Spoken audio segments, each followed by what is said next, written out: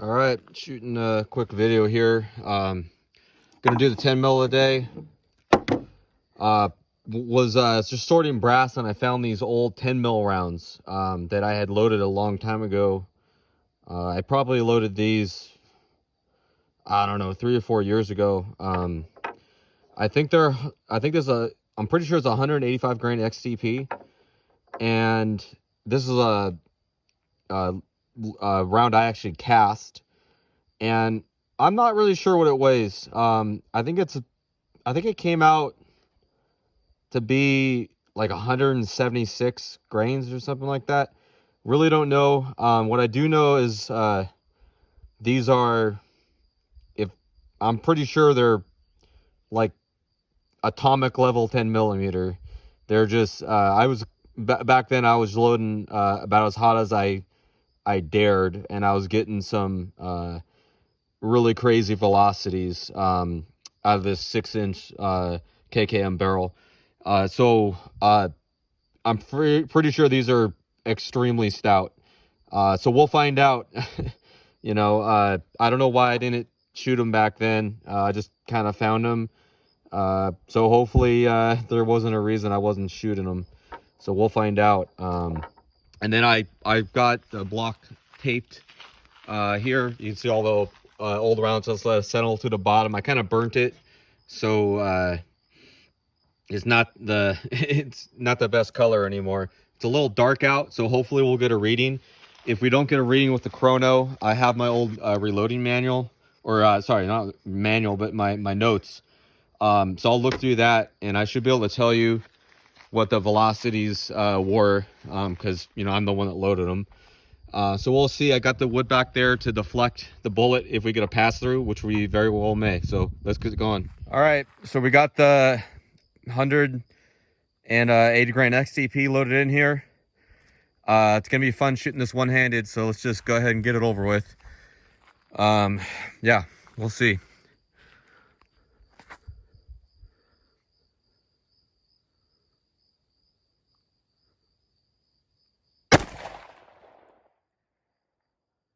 All right, gosh, that was a little scary. Okay, yeah, I barely got it on the block, but it's holy shit. Wow. Yeah, so we got a complete pass through the block.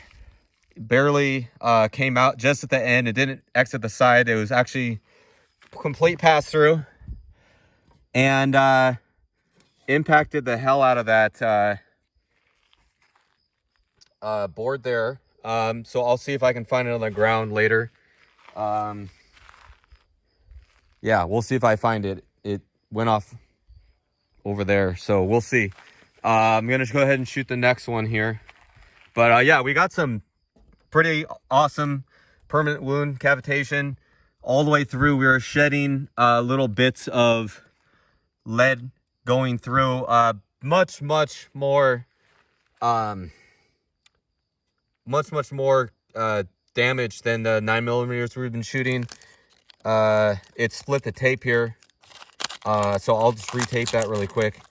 And yeah, that was pretty impressive compared to these reduced power 9 mils. So I mean, to be expected, but still cool. So let's go load up this hard cast and see what it does. All right, gonna go ahead and shoot the hard cast. Forgot to say, we did not get a reading on that XTP. So let's go ahead and get shooting the hard cast, and we'll hopefully get a reading. If not, we'll look through that old chronograph notes, and I should be able to tell you about what they were doing. Okay, here we go.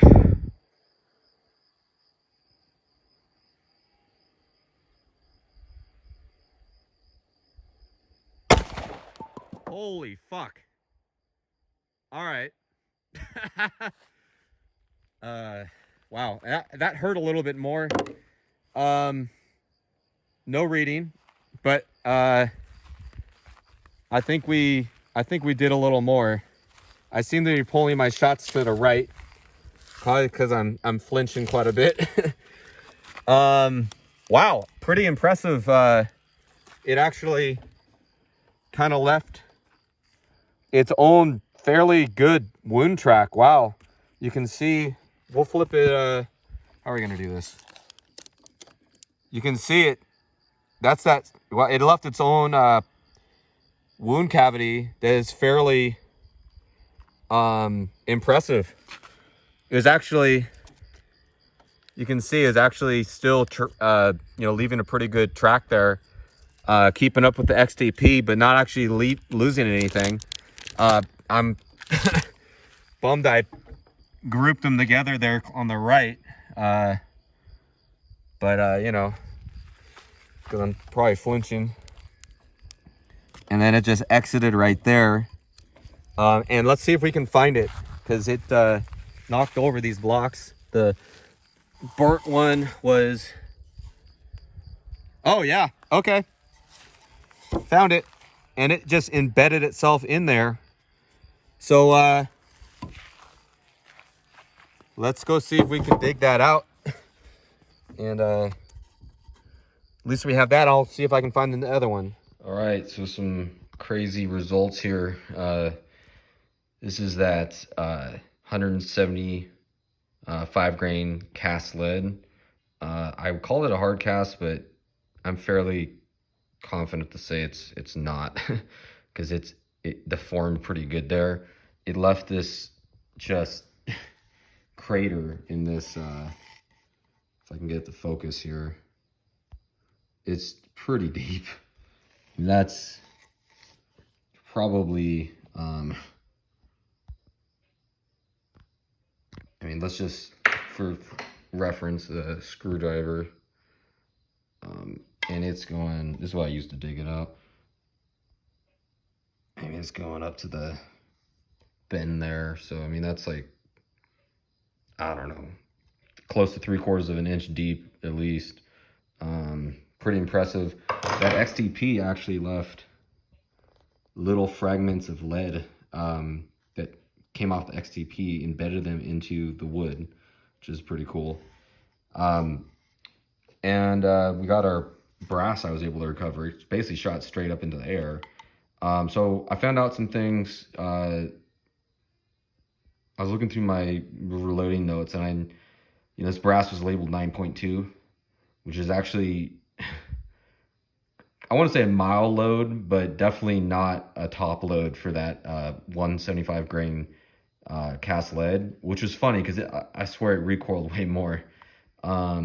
This 180 grain XTP was definitely an upper load, and I can say that because the pressure signs, both of them deform the cases on ejection, so they're both definitely high powered loads. They just deform the crap out of the case. There's extractor marks. Where were they? Yeah, you can see them right there when it was just yanking it out, and it just completely deformed the case. And on this XTP, you can clearly see, we'll put both of them up for comparison. You can clearly see the primer is fairly flattened. So XTP here on the left, cast lead on the right. Yeah, that's right. And you can, clearly see that's much more flattened. They're both fairly flat, but that one's, showing more pressure signs. So only thing left to do really is just to show you that I found both bullets. I was able to obviously pull out the lead, and then this XTP is just completely folded over. I mean, it literally wrapped over itself on the back there. So, I think there's a little wood in there. Let's go ahead and weigh them.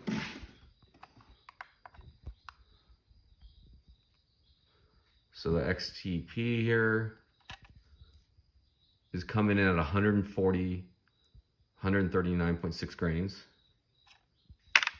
And the cast lead had much better weight retention, 173.8 grains.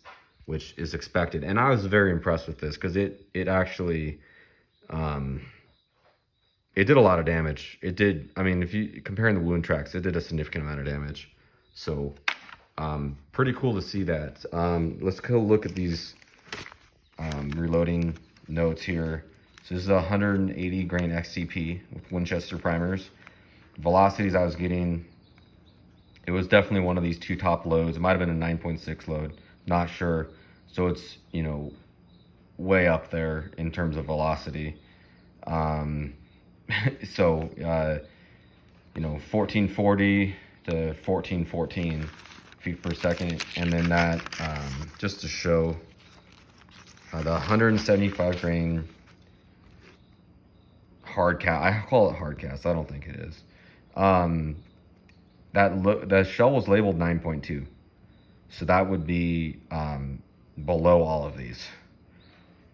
So you can see though, that top load of 10.2 grains, I got with one load, I got 15, 20 feet per second, which, correct me if I'm wrong, but I'm pretty sure that's nipping on 1,000 foot-pounds out of a 10 mil. So that's definitely an atomic level load. So that's kind of it. Let me know if you want me to do more of these 10 mil videos.